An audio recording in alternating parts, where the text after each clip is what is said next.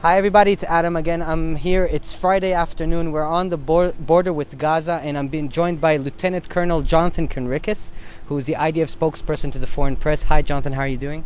I'm fine so far, thank you. How are you? Hoping for quieter days. As you can see, the scenes behind me are quite dramatic. Jonathan, can you please explain to us what exactly is going on?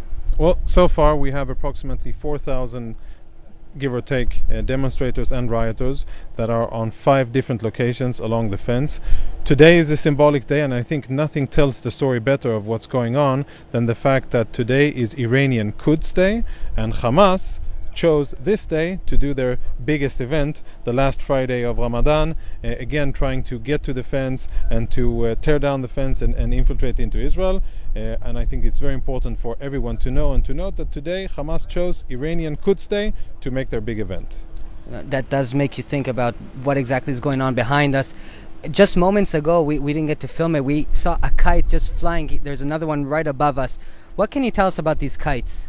Well, these kites, I think, are an example of how far Hamas is willing to go in order to inflict damage in Israel. If we roll back the history and we think about suicide bombers in the 90s and 2000, and we think about rockets, and we think about terror tunnels, all of these were different techniques or weapons that Hamas tried to use in order to terrorize and kill Israeli civilians. The IDF, together with other security agencies, has been able to effectively stop, one after another, negate those capabilities of Hamas, and they're left with doing these types of attacks. Yes, it might seem like a bagatelle or not a big deal, how much damage can a kite do, but yes, for the people, for the Israelis who live here around, for the agriculturists who grow these jojoba trees and those who grow wheat, etc., it is a very big deal when one of those kites lands and simply burns up a year of hard work. That's millions of shekels in damages, and of course it can be dangerous to the communities nearby. We have Nahal Oz just a few hundred meters away. There's been many fires just around Nahal Oz, and only thanks to the good work of the IDF and of course the firefighters, the people are safe. But it's a threat that should not be taken lightly. And we also, if our cameraman can see right behind us, here there's another kite going down right now into the field, and it's going to burn all these jojoba trees. People are working all year long. You can see that it's loaded. You can see that the tail isn't wiggling about. That means that it's heavy. It's loaded with something burning, and it's going to land inside the field. Hopefully we won't see fire, but chances are that will ignite a fire. Wow, look at this. Jonathan, it's Quds Day. It's the last day of Ramadan. Do you think this is also the last day of these riots?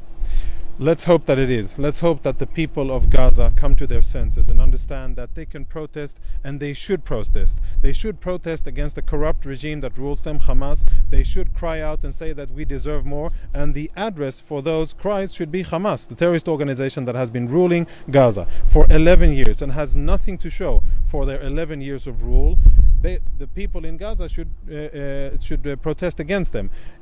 As long as they try to come towards Israel and attack our security infrastructure, and they try to invade into Israel, they will be met by the same measured, professional and cool-headed response that they have been met with so far.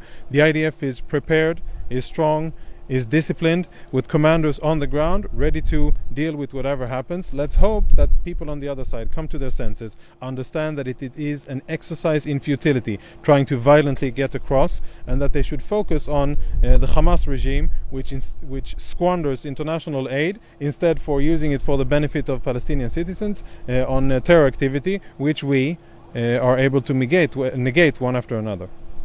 Lieutenant Colonel Jonathan Conricus, the head of the IDF spokesperson branch of the foreign press, thank you so much for taking your time and speaking with us. Thank you very much.